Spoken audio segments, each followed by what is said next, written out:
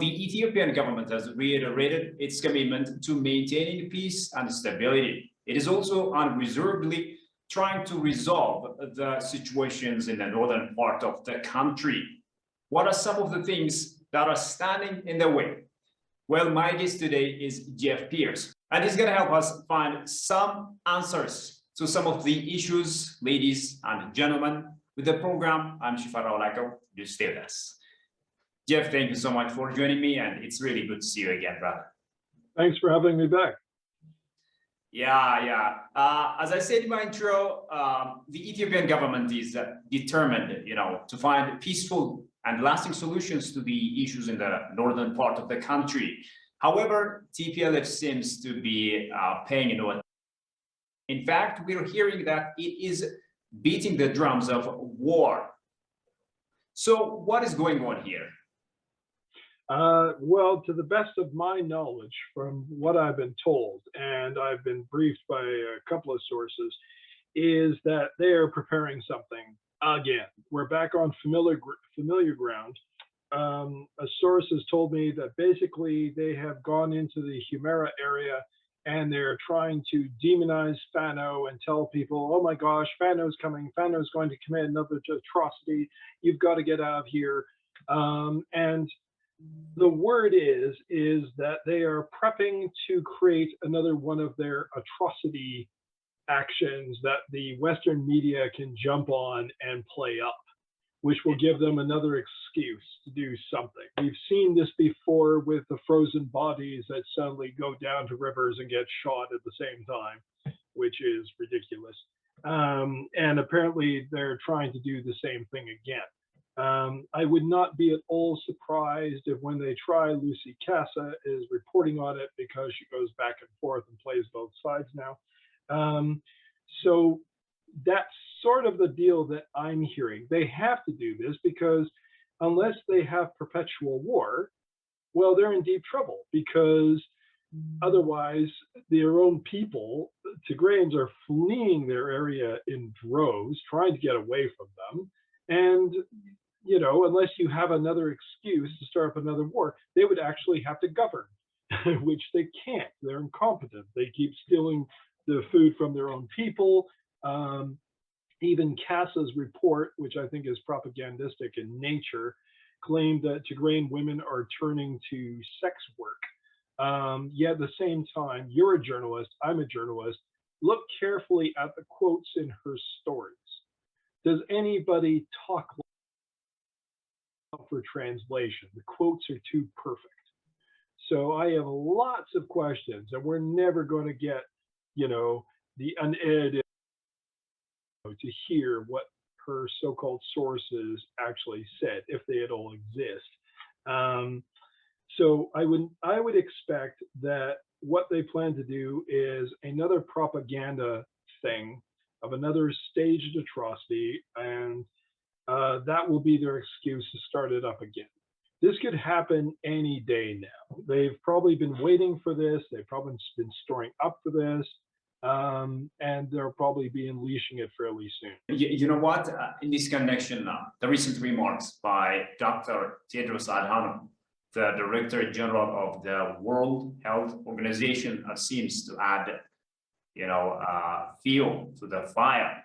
As you recall, he has said the situation in Tigray is, quote, in quote, the worst disaster on earth. And Ethiopia says his comments are obviously unethical and unbecoming of such a high-profile situation. What have you made out of all these things?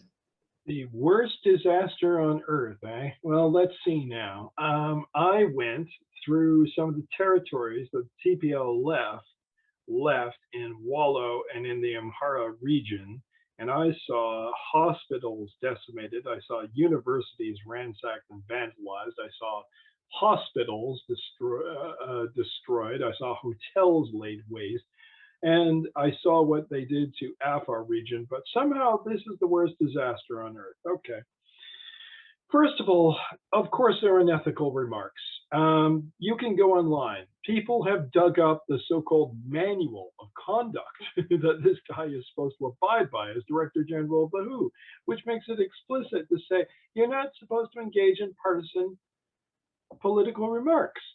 If this guy was Russian or even Ukrainian, they would be telling him to dial it back, knock it off. But they don't. And they don't, and they never will, because he is a TPLFite, and this fits perfectly into the strategy of relying on the ignorance of Westerners about Africa.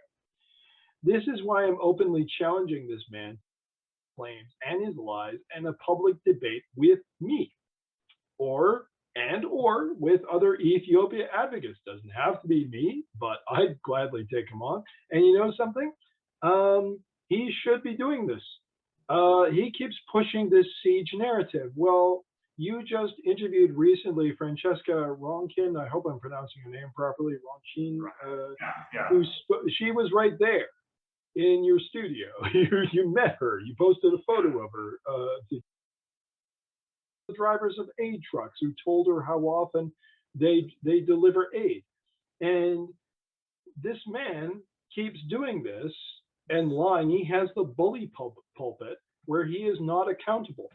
Face me, you coward. Face me in Geneva. Face other Ethiopia advocates and defend your claims. Defend it. And to those who say, well, you're looking for attention. Yeah, so is he. Ethiopia deserves some attention for its case. So yeah, by all means, let's bring it on. Let's publicly have it out in terms of who is telling the truth about this. And of course, I don't expect him to agree, but I hope the pressure will mount so at least he is questioned in terms of what he is saying, because the mainstream media is acting like a stenographer in terms of this. And we shouldn't we can't allow him to get away with this. We shouldn't allow any public official to abuse his platform this way.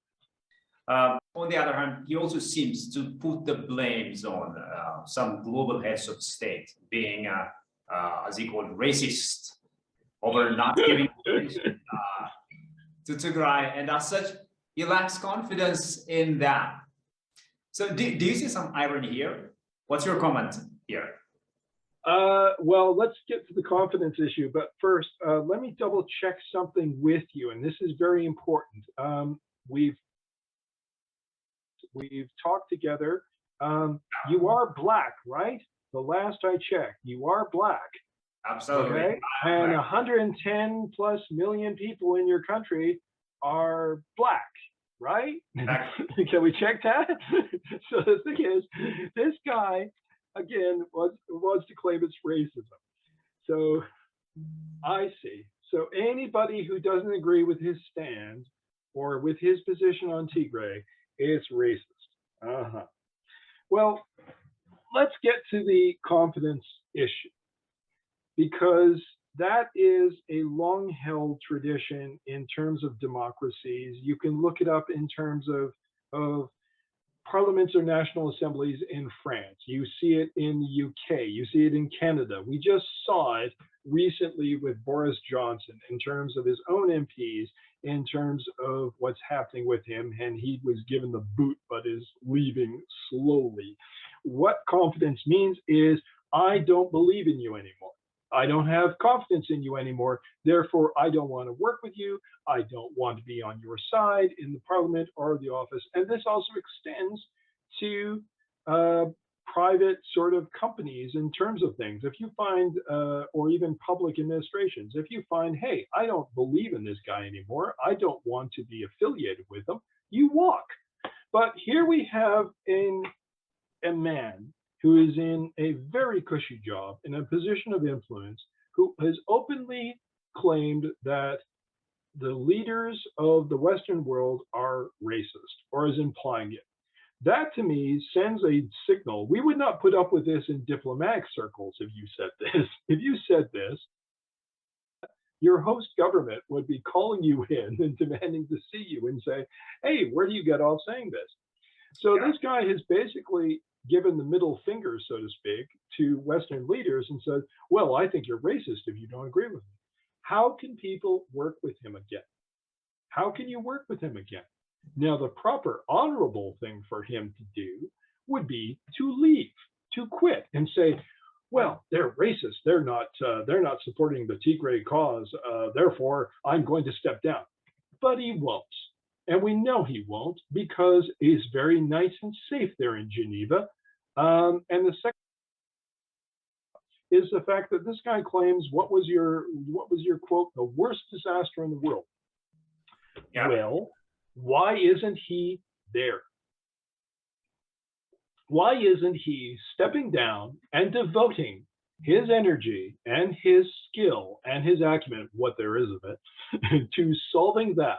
Why doesn't he have the courage of his convictions to go, well, somebody else can do my job, but not everybody seems to understand the worst disaster in the world.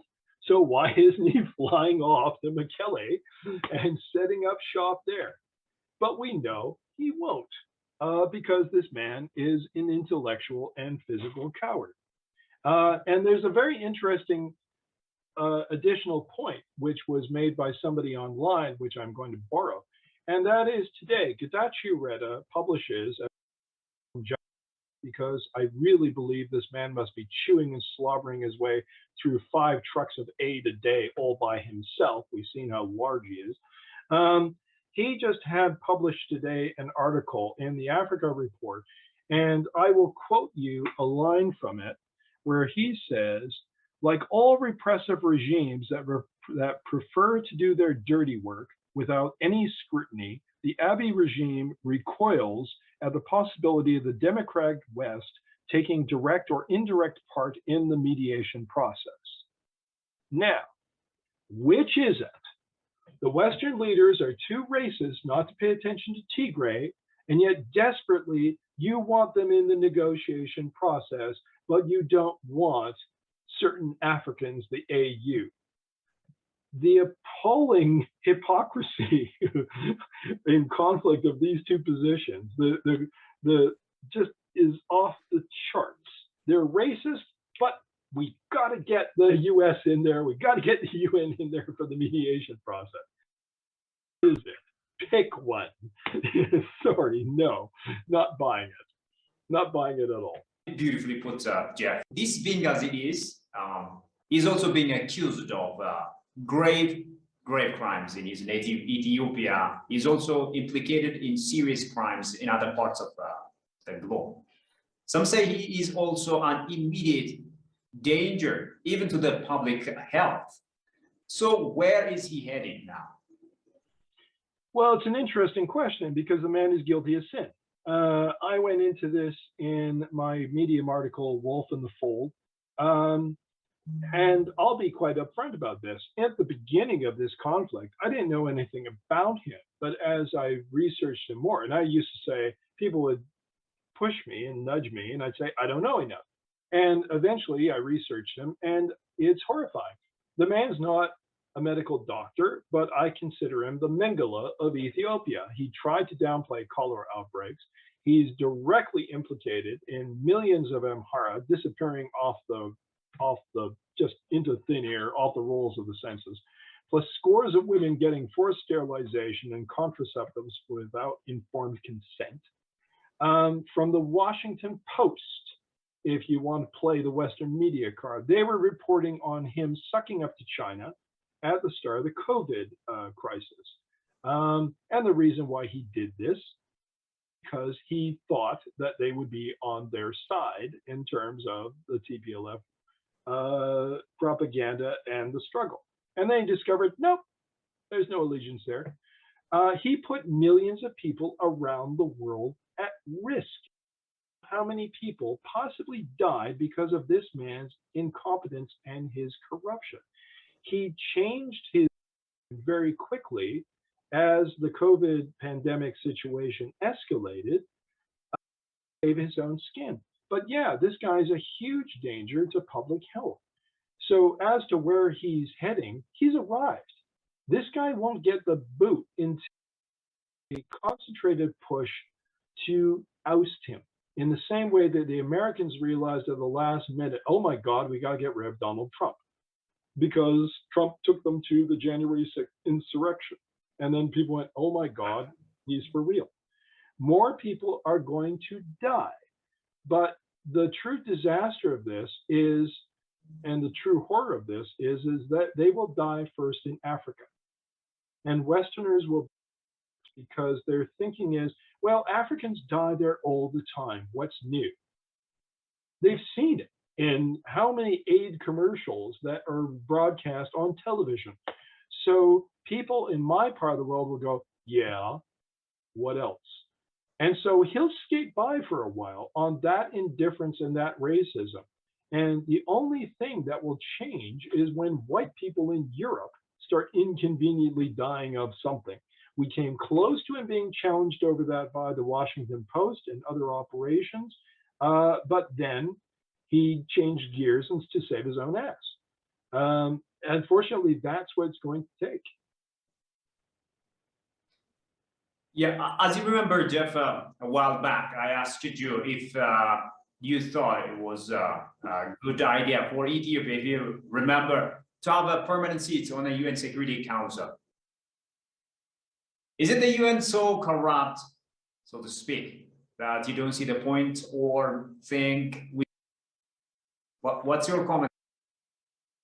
Well, I owe you a debt for asking me that question, because I remember when you asked it, and I thought, yeah, wait a minute, of course Ethiopia should have a seat on the Permanent Security Council, and then other African nations should sit there too. And it's an interesting dilemma, because, and that brings us to an important point. All the energy is focused on Tedros and his corruption, that people forget that this place is corrupt from the top down. I myself, just me, never mind others, but I myself reported on, interviewed 2 whistleblowers. The TPLF stole my digital audio recorder, which, by the way, for idiots who think it doesn't exist, this is the replacement item, by the way, jackasses, that I ordered the very next day after I came home. They stole that, and we know what happened. They tried to embarrass those 2 women, and it blew up in their face. Because, of course, Ethiopians went, oh my gosh, this is exactly what we thought was happening.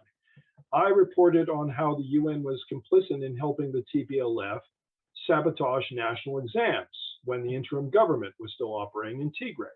I have reported on how the UN has tried to cover up kidnappings and assaults, and how their own internal documents prove that they knew about forced recruitments and stealing of aid supplies. So the thing is, why shouldn't we give up on this sort of operation? Well, because countries in the past have left. They have said, no, that's enough, we're leaving. In the same way that countries depart from the League of Nations. And more people are comparing it these days to, my gosh, this is exactly how the League of Nations was going downhill through the corruption. The problem is, you need to use the English expression. There is a need for a body, a world governing body. This is the beginning of its foundation after the Second World War, just as this League, for which Ethiopia was a member too. Everything was slanted towards the Western agenda. You know, you're left out in the cold and they'll still do things. What we need to do is we need to lobby for Ethiopia to have that permanent seat that you're talking about, for other African countries to have that seat. And then you can actually reform from within. Because how many times have we seen where, for better or for worse, in terms of the government that is in Moscow, Russia was the one that stopped the US from getting its way, vote after vote after vote after vote, with the Security Council trying to pound Ethiopia into the ground over its agenda. Well, if you leave, not we, but if you leave, then they go ahead and give themselves the legal fig leaf that they want. Is we need to push for more African representation within the Security Council, which frankly is the only real body that ultimately counts in terms of the big decisions. Yeah. Before we bring our discussion to a close, do you have any final message that you want to convey? I do indeed, because I want to make an announcement, and I'm just checking my notes here. Organize my thoughts this way, so forgive me for that. Here's the thing. I want to announce that we need to get young, or at least youngish writers, intellectuals, leaders from other African countries to come together. I hope that this broadcast reaches more than Ethiopians. I am hoping that they will watch this and they'll reach out to me and connect, because if you're out there, I want to hear from you. And let me explain why. People still talk about the No More movement, but let's face it, it's not what it was and is practically on life support. Two of its founders got kicked off Twitter, and you see the slogan, but not much else in terms of initiative, except for a personality cult and demagoguery by one person. And I'm not trying to be cruel, but this is the fact. Social media went out of its way to try to kill the movement. And who runs Twitter? Who runs Facebook? They're run by American corporations, which means that when we are trying to do our own messages, we are fighting on the battlefield owned by the enemy, which works with US security interests. That is a fact. It's been shown by Western reporters as well. So the thing is that the other problem too is that the No More movement was organized along the model of the Black Lives Matter movement, which means that it franchised out so that everybody could do their own thing in separate cities. And that was fine, but it didn't allow for the momentum built, and then it sort of dissipated. We need something new. Now, the thing is, what they've done, and they also attacked the No More movement. People like William Fungus Davison and others attacked it as being some kind of outgrowth of the Ethiopian government. I happen to know that's a damn lie, because I happen to know all three founders, at least two of them I've had multiple conversations with. I happen to know the allies. So they want to try to demonize anything that is a social movement that would just be Ethiopian. How do we fight this? Well, let's see them try to fight an entire continent, because that is what is at stake. The message has to come through that if you attack one, you attack the family of Africa. And we have to organize this now. And I have some thoughts in terms of tactics. I have some thoughts in terms of how we can get around their social media tactics that they're putting on us. My Twitter account is screwed with by Twitter. I'm not allowed to go any higher than a certain part. Other accounts can say the same thing. They take away the followers or scoop up where you're going and minimize your tweets so that you're not reaching as many people. And they've done this right across the board to pro-Ethiopia accounts. Well, I've thought of a few ways around that, and I've thought of a few things that we can do. But first, I'm not an organizer.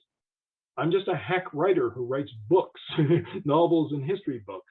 What I want to do is reach out to these other writers, people like Micah Shabala, people who are in the same vein, all kinds of political figures, and let's talk, because we need to build this network now across the continent, and make it a fight.